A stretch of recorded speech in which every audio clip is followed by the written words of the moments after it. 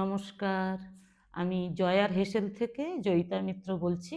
আজ আপনাদের জন্য একটা শীতকালের রেসিপি নিয়ে আমি উপস্থিত হয়েছি, যেটা চুষির পায়েস বলে।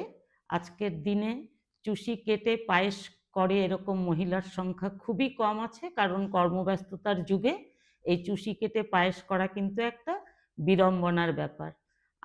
আজকে সেই চুষির পায়েস কি করে করছি সেটা আপনাদের করে দেখাবো। এখানে আমি গরম জল, নুন দিয়ে ফুটিয়ে তার মধ্যে আতপ চালের গুঁড়ো দিয়ে চালের কাই বানিয়ে সেই কাই থেকে আমি এই 1 বাটি চুষি কেটে নিয়েছি। তারপর নিয়েছি দুধ 1 লিটার, ঘি 2 চামচ ঘি লাগবে আমার চুষিটা ভাজতে, আর নিয়েছি মিষ্টির জন্য নলেন গুড়। এই 4টে উপকরণই আমার এই চুষির পায়েস করতে লাগবে। আমি এরকম একটা ছোট প্যান গ্যাসে বসিয়ে নিয়ে তার মধ্যে ঘি দিয়ে দিলাম।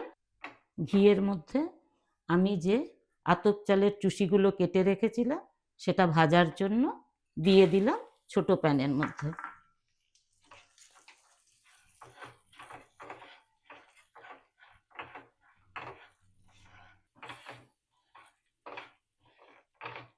খুব একটা বেশি ভাজবার দরকার নেই, একটু বাদামি রং ধরলে আমি এখানে আগে থেকে 1 লিটার দুধ বসিয়ে ঘন করে নিয়েছি জাল দিয়ে। সেই দুধের মধ্যে আমি এই চুষিগুলো দিয়ে দেব। এবার আমি দুধের মধ্যে চুষিটা দিয়ে দিলাম। কিছুক্ষণ আমি চুষি দিয়ে একটু নাড়াচাড়া করব চুষিগুলোকে সেদ্ধ হওয়ার জন্য। মোটামুটি 10-12 মিনিট আমি এটা ভালো করে ফুটিয়ে নেব।